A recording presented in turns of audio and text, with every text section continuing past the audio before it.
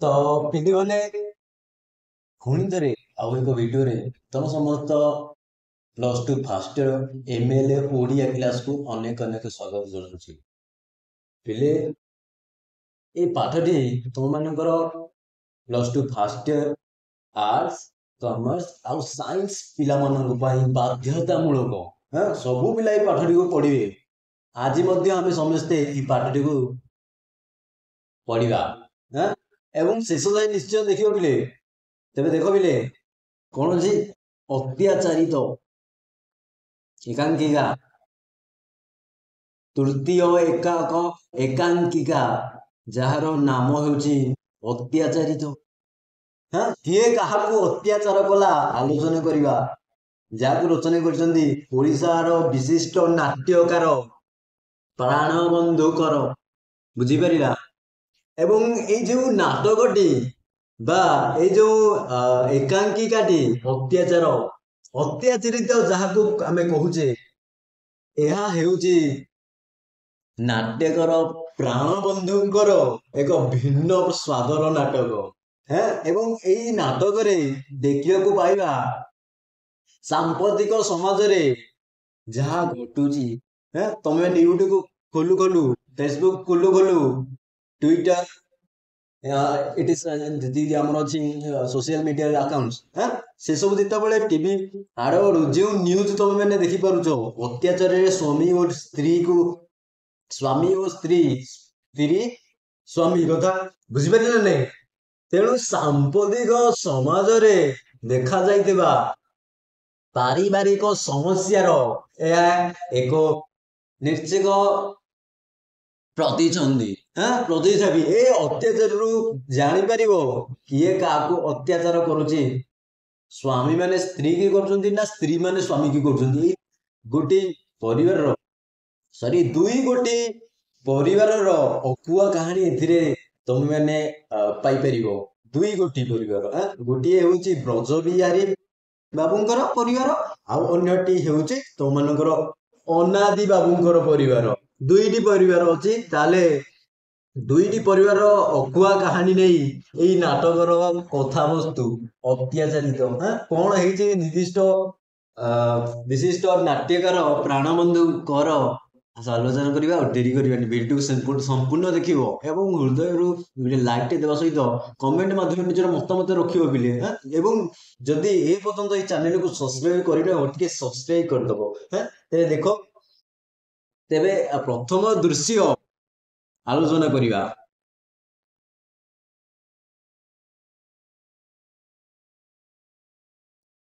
कौन अच्छी देख ना बैठक ब्रज बिहारी बाबू प्रवेश होईची पछे गोटे कुली और सुटकेस और बेडिंग धरी प्रवेश करिची।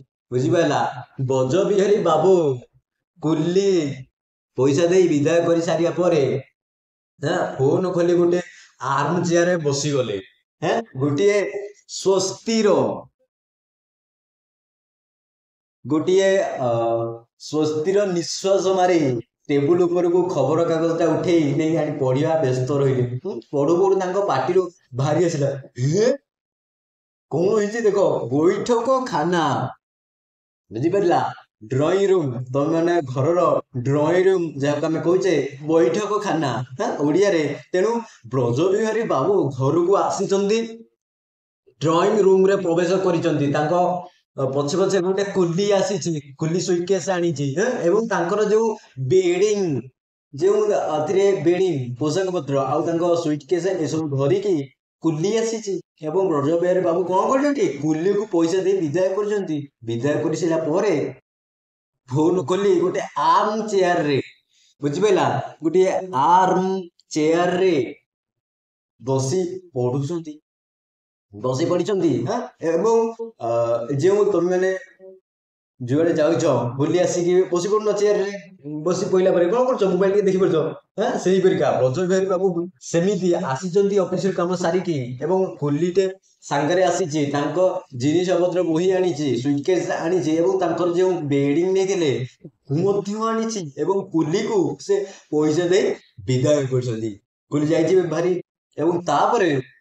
से फोन खोली जमी तो तुम मैंने फोन खोली बस पड़ुच फ्री फायर खोली देउच अन्य फेसबुक यूट्यूब खोली देउच ठीक से परी सेमती से फोन खोली गोटे आम चेयर रे बसी अच्छा बसी पड़छन्ती देन तापरे कोन होइछि चश्मा को पोछिबाकू पड़िला चश्मा को टिके भलो भाबरे पोछि देले एवं पुणी पाटी करी पढ़िले कौन पढ़िले खबर कागज कौन लेखा ହେଇଥିଲା खबर कागज निरुद्देश मोर स्वामी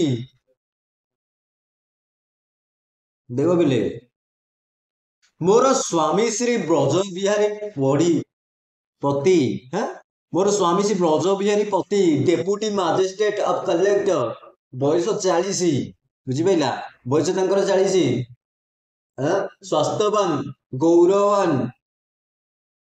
गौरवर्ण बुझिपारा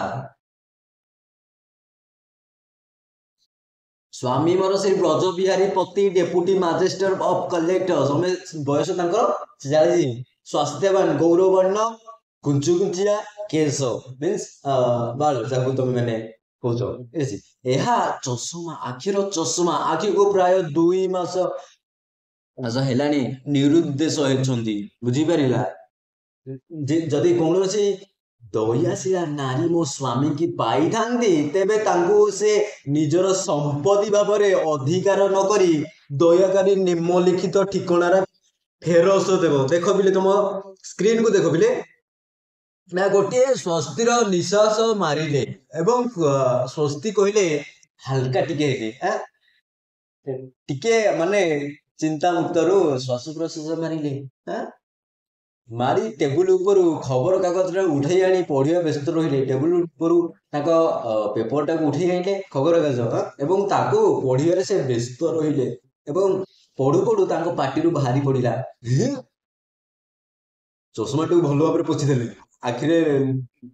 आखिरे लगे पड़िया को बाहर कले चश्मा टाक पोछिदेले खबर कागज एमती कथा पढ़िले जे चश्मा को पोछिया पड़ा चश्मा को टिके भल भाव पोछिदेले एवं पुणी पार्टी करी कहले कौन कहले पेपर कौन लिखा है खबर कागज लिखा निरुद्देश बुझीपारा पिला देख खबर कागज लिखा निरुद्देश मोर स्वामी श्री ब्रज बिहारी पति डेप्यूटी मजिस्ट्रेट ऑफ कलेक्टर बयस 40 स्वस्थवान गौरवान कुंचुकुंचिया केश आखिरे चश्मा आज को प्राय 2 मास हेलानी निरुद्देश अछंती जदि कौनसी दयाशिला नारी स्वामी को पाई थांती जदि कौनसी दयाशिला नारी मो स्वामी की पाई थांती तेबे तांको से निजर संपत्ति भाबरे अधिकार न करे दया करे निम्नलिखित ठिकाना रे फेरई दबो श्रीमती बनमाला देवी चांदनी चौक देखो बिले एडी तार ठिकाना मध्ये दिया जायछि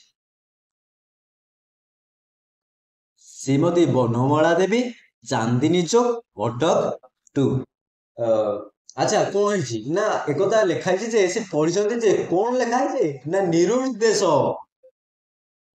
देखो बिले निरुद्देश अच्छा किए निरुद्देश अच्छा कि मोर स्वामी ब्रज बिहारी पति माने स्वामी अच्छा खबर कागज रे विज्ञापन होइछि जे मोर स्वामी माने निज स्त्री बाहरी करथिबे स्त्री लिखिछन्ती देखो पिले एठी कोन लिखाइछि मो स्वामी माने ताको स्त्री ही लिखिदेवे ना मोर बोली केवल से जड़े ही कहे किए बनमाला ही देवी हिंदी लिखिदेवे स्त्री लिखि पेपर रे पब्लिश होइछि जे मोर स्वामी श्री ब्रज बिहारी पति जे कि वर्तमान पहुंची ब्रज बाबू ब्रज बिहारी पति वर्तमान पहुंची ना एवं टेबुल उपरे थाई कि पढ़ुचंती जे पेपर रे बाहर जे मु कुआडे हजी जाइछि बोली एवं मोर स्त्री लिखिचंती जे मोर स्वामी ब्रज बिहारी पति जे कि डेप्यूटी मजिस्ट्रेट और कलेक्टर जे कि डेप्यूटी मजिस्ट्रेट अछंती कलेक्टर अछंती तांको बयस पाखापाखि 40 भारी हेलानी भारी हेलेनी बा स्वस्थवान गौरवन गौर रंगर मुंडरे कुंचु कुंचिया केश मुंडे आखिरे सबले पिन्हती से चश्मा आज की प्राय 2 मास हैला निरुद्देश अछंती ताले मोर स्वामी स्वामींकर परिचय देबाको जाई ତାଙ୍କ ବୟସ ହବ ପାଖାପାଖି 40 ଏବଂ ଭାରି ସ୍ୱାସ୍ଥ୍ୟବାନ ଏବଂ ସେଇ ଭଲ ହେଲ୍ଥ ଅଛି।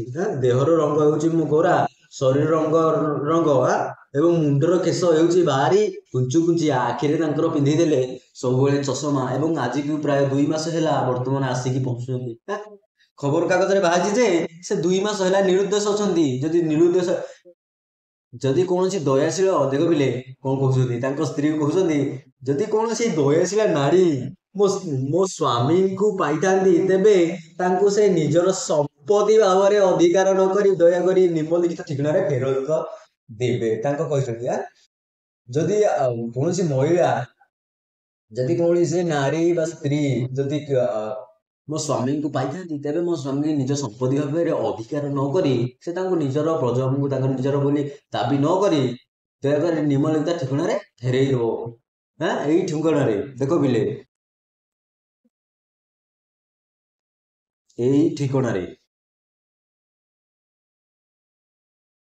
ସ୍ୱାମୀ 2 ମାସ ହେଲାଣି କୁଆଡେ ଯାଇଛନ୍ତି, ଆଜି କୁଲି ଧରି ପହଞ୍ଚିଛନ୍ତି। ଆଉ ବେଡିଂ ଦେଇକି ପଶିଛି। କୁଲିକୁ ପଇସା ଦେଲେ ବିଦାୟ କରିଛନ୍ତି।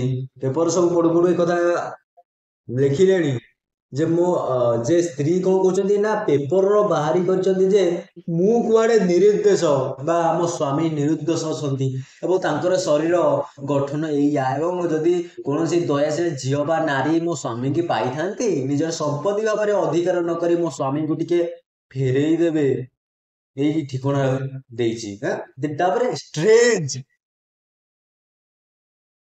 ଅସ୍ଥିର ପଦଚାରଣ କରୁ କରୁ ଗଜବିହାରୀ ବାବୁ ଏପଟ ସେପଟ ହେଲେ, ପଦଚାରଣ କଲେ ଏବଂ କହିଲେ ଷ୍ଟ୍ରେଞ୍ଜ ଆରେ ଦନେଇ, ହେ ଦନେଇ, ଓ ଜନାର୍ଦ୍ଦନ। ଜନେନ୍ଦ୍ର ପ୍ରବେଶ କଲା, ଡାକିଲେ ବଡ ପାଟିରେ, ଆରେ ହେ ଦନେଇ, ହେ ଦନେଇ। ଦନେଇ ପ୍ରବେଶ କଲା। ଦନେଇ କହୁଛି କଣ କଣ କାହିଁ ଡାକୁଛନ୍ତି? ବ୍ରଜବାବୁ କହିଲେ ଏ ଘରେ ସମିତ ମରିଗଲେଣି ଆପଣ। ଦନେଇ କହିଲା ନାଇଁ ତ, ସମିତ ବଞ୍ଚିଛନ୍ତି।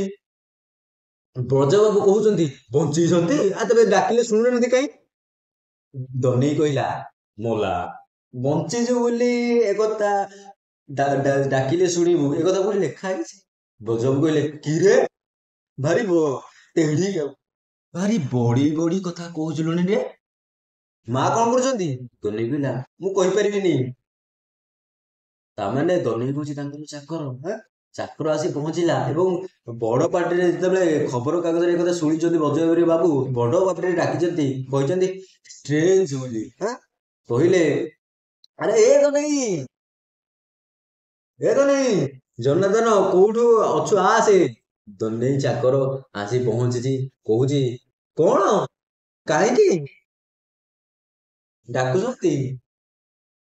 ଚାକର କହୁଛି କଣ କାହିଁକି ଡାକୁଛନ୍ତି? ବ୍ରଜବାବୁ କହୁଛନ୍ତି ଏ ଘରେ ସମସ୍ତେ ମରିଗଲେ, ଡାକିଲେ ଶୁଣୁଛନ୍ତି ନା, ଡାକିଲେ ଶୁଣୁନାହାନ୍ତି ଆଉ। ଦନେଇ ଚାକର କହୁଛି ନାଇଁ ତ, ସମିତେ ବଞ୍ଚିଛନ୍ତି। ନା ନା ନା, କେହି ମରିନାହାନ୍ତି, ସମିତେ ବଞ୍ଚିଛନ୍ତି। ବ୍ରଜବାବୁ କହୁଛନ୍ତି ବଞ୍ଚିଛନ୍ତି ଯଦି ତେବେ ଡାକିଲେ ଶୁଣୁନାହାନ୍ତି କାହିଁକି? ଶୁଣୁ। ଦନେଇ କହିଲା ମଲା, ବଞ୍ଚିଛୁ ବୋଲି ଡାକିଲେ ଶୁଣିବୁ ଏକଥା କୋଉଠି ଲେଖା ହେଇଛି? ଦନେଇ କଣ କହୁଛି? ମଲା ମଲା, ବଞ୍ଚିଛୁ ବୋଲି ଡାକିଲେ ଶୁଣିବୁ ଏକଥା କେଉଁଠି ଲେଖା ଅଛି ଯେ ଯେ ବଞ୍ଚିଥିବ ସେ ଶୁଣିବ ବୋଲି? ଦେନ୍ ତାପରେ ବ୍ରଜବାବୁ ଭାରି କହିଲେ, ବ୍ରଜବାବୁ କହୁଛନ୍ତି ଭାରି ତୁ ବଢି ବଢି କଥା କହିଲୁଣି। ମା କଣ କରୁଛନ୍ତି? ମା କହିଲେ ଘରର ମାଲିକାଣୀ ବ୍ରଜବାବୁଙ୍କ ସ୍ତ୍ରୀ। ଦନେଇ କହୁଛି ମୁଁ କହିପାରିବିନି ମା କଣ କରୁଛନ୍ତି। ବ୍ରଜବାବୁ ବିସ୍ମିତ ହିଁ କହୁଛନ୍ତି କିରେ ଏମିତି ତେଢି କରି କହୁଛୁ? କିରେ ଏମିତି ତେଢି କରି କହୁଛୁ କଣ? ବ୍ରଜବାବୁ ଆଶ୍ଚର୍ଯ୍ୟ ହେଇ 2 ମାସ ହେଲାଣି ସେ ଘରକୁ ଆସିନାହାନ୍ତି। 2 ମାସ ଭିତରେ କେତେ ଚେଞ୍ଜ ହେଲାଣି। ଚାକର କଣ ମୁହଁ ଜବାବ ଦେଲାଣି। ବ୍ରଜବାବୁ ସେଠି ବିସ୍ମିତ ହେଇଛନ୍ତି, ଆଶ୍ଚର୍ଯ୍ୟ ହେଇ ଏବଂ କହୁଛନ୍ତି କିରେ ଏମିତି ତେଢି କରି କଥା କହୁଛୁ କଣ? ତେଢି କରି କହିଲେ କଣ? ନ ମାନିବା, ବୁଝିପାରିଲା? ତେଢି କରି ଯେଉଁ କଥା କୁହାଯାଏ, ଏମିତି ତେଢି କଣ କହୁଛୁ? ଦେନ୍ ତାପରେ ତମ ମାନଙ୍କର ଏସବୁ ପରବର୍ତ୍ତୀ ଭିଡିଓରେ ଆଲୋଚନା କରିବା। ଆଜି ପାଇଁ ବସ୍ ଏତିକି।